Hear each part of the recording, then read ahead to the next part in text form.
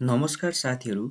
आज हामी बिनी प्रास र शिक्षक सेवा आयोग सबैको लागि एकदमै महत्त्वपूर्ण नेपाल परिचय 10औं संस्करण यो अथेन्टिक बुक रहेको छ। यससँग श्रृङ्खलाबद्ध भिडियोहरू हामी अब प्रस्तुत गर्ने नै छौँ। यो चाहिँ हाम्रो शिक्षक सेवा आयोगको प्रथम पत्र, त्यसैगरी बिनी, त्यसैगरी प्रासको लागि एकदमै महत्त्वपूर्ण छ, त्यसैगरी लोकसेवा आयोगको लागि त झन् महत्त्वपूर्ण नै छ। साथीहरू, नेपालको भौगोलिक परिचय अन्तर्गतको हामी आज सिरिज लिएर उपस्थित भइसकेको छु। यो हाम्रो पहिलो प्रयास हो। यहाँहरूले माया गर्नुभएको खण्डमा यसलाई हामीले नियमित गर्ने नै छौँ। साथीहरू, च्यानलमा नयाँ हुनुहुन्छ भने कृपया सब्सक्राइब गर्नुहोला र कस्तो लाग्छ यहाँले कमेन्ट पनि गर्नुहोला भन्दै आजको परिचय नेपाल परिचय 10औं संस्करणबाट नेपालको भौगोलिक परिचयबाट आजको कक्षा सुरु गरौँ है त। नेपाल दक्षिण एसियामा अवस्थित भूपरिवेष्टि मुलुक हो। नेपाल 26 डिग्री 22 मिनेटदेखि 30 डिग्री 27 मिनेटको उत्तरी अक्षांश र 80 डिग्री 4 मिनेटदेखि 88 डिग्री 12 मिनेट पूर्वी देशान्तरसम्म फैलिएको छ। यो हाम्रो नेपालको उत्तर दक्षिण देशान्तर अक्षांशको कुराहरू गरेको छ। नेपालले विश्वको कुल भूभागको 0.03 0.03%, 0.03% र एसिया महादेशको 0.3% पर्सेन्टेज र दक्षिण एसियाको 2.28% भूभाग ओगटेको छ। हाइलाइट गरेको कुराहरूलाई यहाँले टिप्न पनि सक्नुहुन्छ भिडियोलाई पज गर्दै। नेपाल एसियाका दुई विशाल मुलुकहरू भारत र चीनको बीचमा पर्दछ। यो समुद्र बङ्गालको खाडीदेखि करिब 1127 किलोमिटर टाढा छ। नेपालको क्षेत्रफल 1,47,181 वर्ग किमी अर्थात् 56,827 वर्ग माइल रहेको छ। साथीहरू, यहाँहरू नचुकिनुहोला। नेपाल परिचय 10औं संस्करणले नेपालको हाम्रो भूगोल, हाम्रो क्षेत्रफल 1,47,181 नै राखिएको छ र यही हाम्रो आधिकारिक पनि हो। यसले वर्ग माइलमा पनि आउन सक्छ साथीहरू। यसलाई पनि टिपोट गर्नुहोला। टिपोट गरेर अध्ययन गर्ने बानी भयो भने पछि तपाईँलाई रिमाइन्ड गर्न, रिकल गर्नको लागि पनि धेरै सजिलो हुनेछ। त्यसैगरी नेपालको पूर्व पश्चिम लम्बाइ 885 किलोमिटर, उत्तर दक्षिण चौडाइ सरदरमा चाहिँ 193 किलोमिटर छ।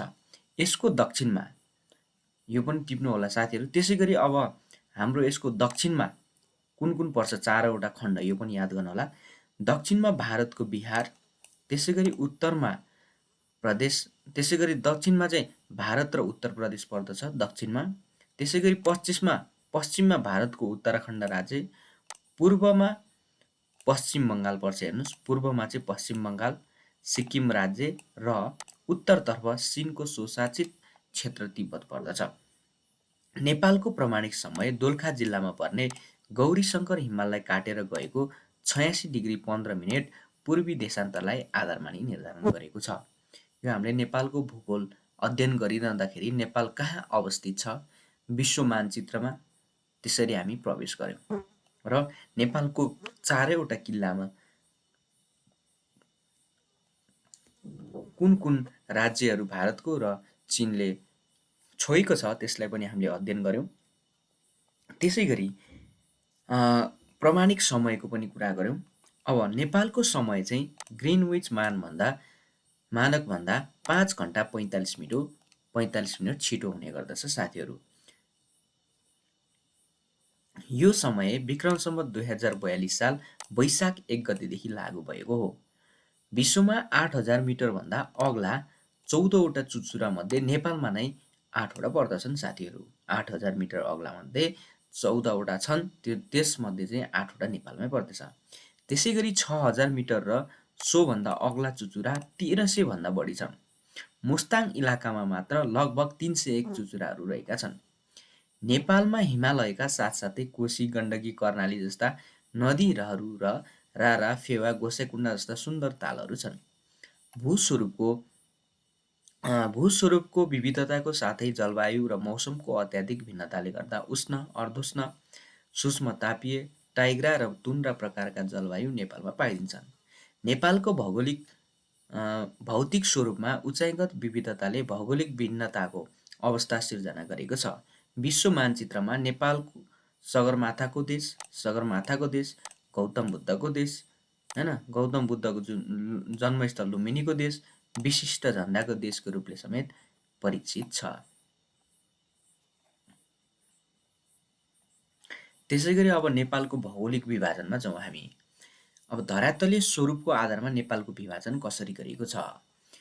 नेपालको भौगोलिक विभाजन विभिन्न आधारमा भिन्न भिन्न किसिमले गरेको पाइन्छ।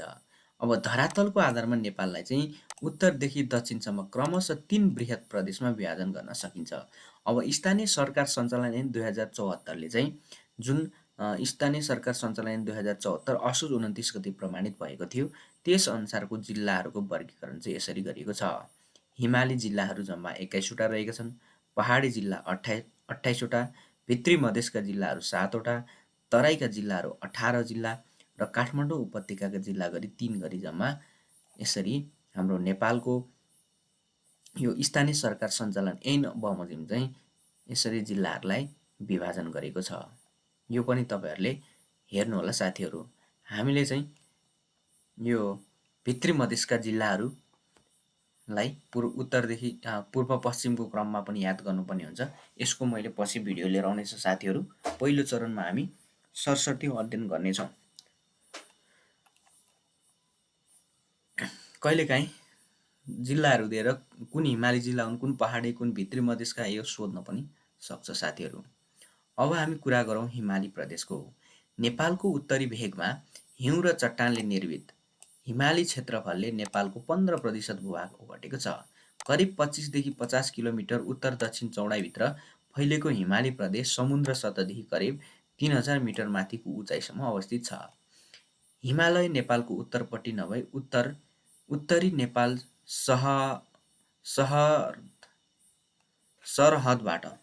सरहदबाट दक्षिणतिर हिमाली श्रृङ्खला देखिने नेपालका धेरै भूभागहरू छन्, जस्तै अन्नपूर्ण, गङ्गापूर्ण हिमालको उत्तरपट्टि मनाङ, मुस्ताङ आदि नेपालका क्षेत्रहरू पर्दछन्। धौलागिरी चुरेन हिमालको उत्तरमा मुस्ताङ र डोल्पाका भूभागहरू पर्दछन्। ती क्षेत्रहरूबाट हिमालय दक्षिणतिर देखिन्छन्।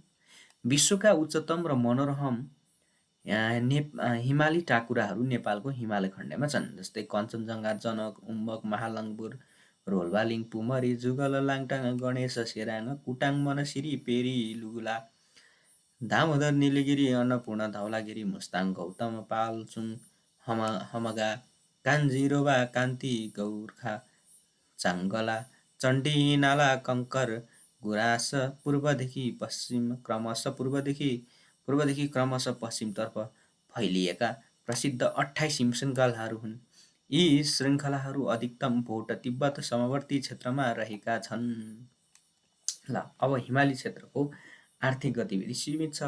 उब्जनी न्यून हुने हुँदा कृषि नगर्ने भए पनि यहाँको भेडा, च्याङ्ग्रा, घोडा आदि पशुपालन र जडीबुटी यो क्षेत्रमा सम्पन्न छ। उनका गलैँचा, राडी, पाखी बुन्ने घरेलु उद्योगहरू पनि रहेको पाइन्छ।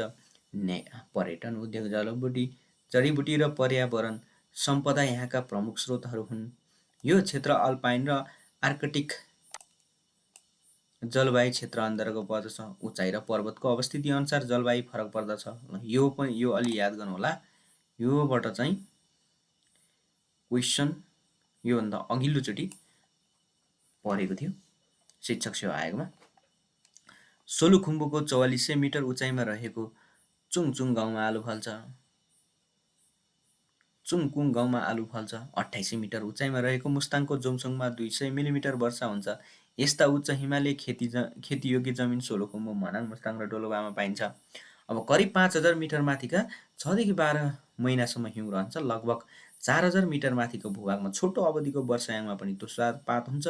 4000 देखि 5000 मिटरसम्म होचो, झाङ, झाडी, जडीबुटी पाइन्छ। मुस्ताङ र डोल्पामा प्राकृतिक वनस्पति विशेष कारणले 2800 मिटर उचाइसम्म पनि हुने गरेको पाइन्छ। करिब 12% उच्च हिमाली क्षेत्र मन्सुरी चरणको लागि उपयुक्त छ। अरू भूभाग ठाडो, भिर, ढुङ्गे, ठन्डा हुँदा चरणको लागि उपयुक्त छैन। घाँस पुनः पलाउन समय लाग्ने भएकोले अधिक चरणबाट जोगाउन चरण व्यवस्थापनमा यहाँको मूल आवश्यकता हो। माटो र जलवायुको दृष्टिकोणले 1% भन्दा कम जमिन मात्र खेतीपातीको लागि उपयुक्त छ। यातायातको आवश्यक व्यवस्था अझसम्म पनि हुन नसकेको कारण उत्पादनमा बजारीकरण गर्न एकदमै कठिनाइ रहेको छ। अब नेपालको चाहिँ लगभग 19.7% ओगट्ने उच्च पर्वतको दक्षिणमा मध्य पर्वत र उत्तरमा उच्च हिमाल पर्दछ। यस क्षेत्रको सबैजस्तो मुख्य उपत्यका हिमानीग्रस्त ग्लासिएटेड छन्। नदीले पिट कटान बढी गरेको फलस्वरूप नदी ढलानले गल्छेडा र गल्छी बनेका छन्। डाँडाकाँडाले टुप्पो र उपत्यका फेदसम्म 2000 मिटरभन्दा बढी उचाइको भिन्नता छ।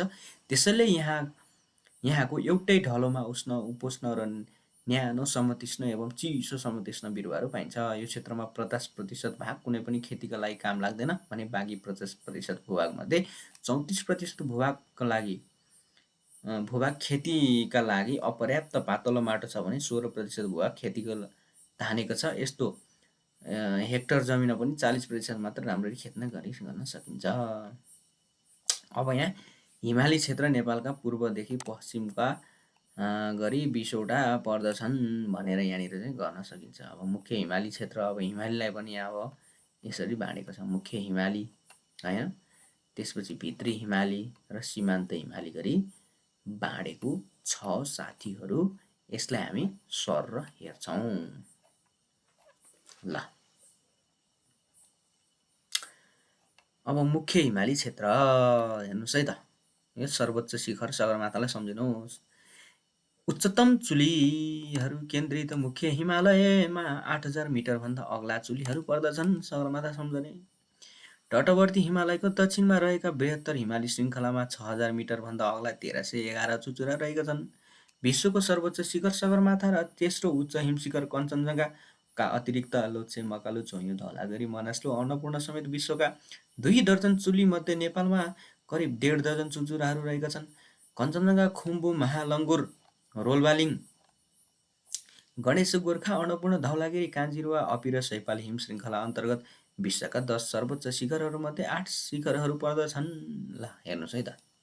अब भित्री हिमाली क्षेत्र मुख्य हिमालयबाट उत्तर र तिब्बत तटवर्ती क्षेत्रतिर दक्षिणतिर यो रहेको छ। नदी निर्मित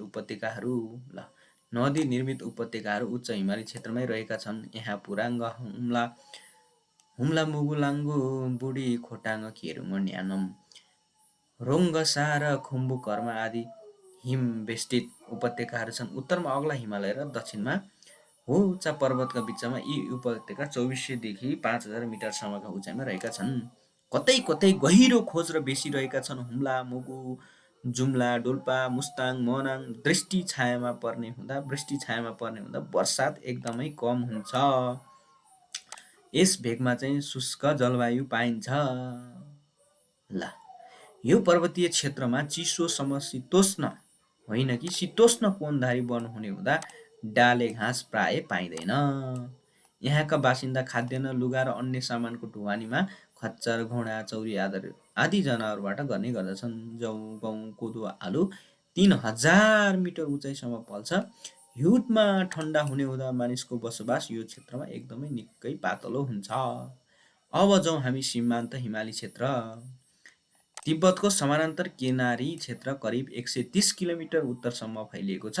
सरदर 6000 मिटर उचाइदेखि करिब 7000 मिटरसम्म रहेको तिब्बती पठारको समस्थली क्षेत्र गङ्गा र साङ्गपो ब्रह्मपुत्रको पानी ढलो क्षेत्रका रूपमा रहेको छ। उच्च हिम श्रृङ्खलामा छिचोली आएकोले यो क्षेत्रमा नदी, कालीगण्डकी आदि हिमालयभन्दा पुराना मानिन्छ। मनाङ, मुस्ताङमा बस्ती छन् र भोट निस्कने भन्ज्याङहरू निकै पर्छन्। वृष्टि छायामा पर्ने हुनाले यो क्षेत्र मूलत हिमाली मरुभूमिको रूपमा रहेको हुन्छ। ल साथीहरू, आज हामीले नेपालको भूगोल अन्तर्गत नेपालको अवस्थिति, त्यसपछि नेपाललाई विभाजन गरेको छ, त्यसमा हामीले हिमाली क्षेत्रको बारेमा अध्ययन गर्यौँ। अब हामी नेपालका प्रमुख हिम श्रृङ्खला त्यसको उचाइ हेर्छौँ र बाँकी हामी अर्को भिडियोमा गर्छौँ है त। ल अब यहाँ अघि नै भनिसक्यो हामीले, यो चाहिँ हेरौँ नेपालका प्रमुख हिम श्रृङ्खला र तिनको उचाइ। सगरमाथा 8848.8 छ।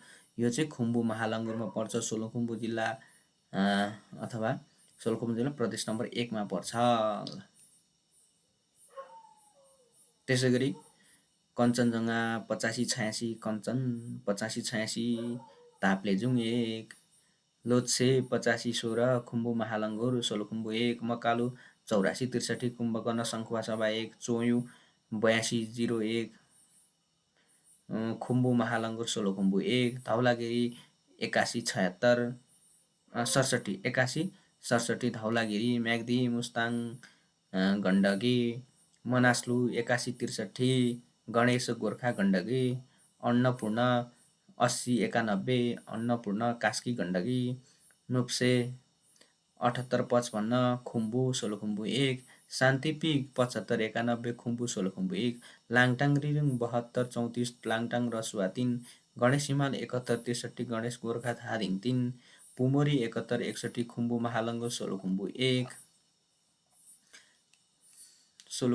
1, गौरीशङ्कर 71-34, रोल्पालिङ दोलखा 3, अपी 71-32, गुराँस दार्चुला सुदूरपश्चिम, माछ्रापुछे 69-93, अन्नपूर्ण कास्की गण्डकी, सैपाल 70-31, अपी सैपाल बझाङ सुदूरपश्चिम, कान्जिरुवा 68-83, कान्जिरुवा डोल्पा कर्णाली, आमादौलम 68-12, खुम्बु महालङ्गुर सोलुखुम्बु 1, जुगल भैरव टाकुरा 65-35, जुगल सिन्धुपाल्चोक 3, भ्रिकुटी 63-64, दामोदर मुस्ताङ गण्डकी।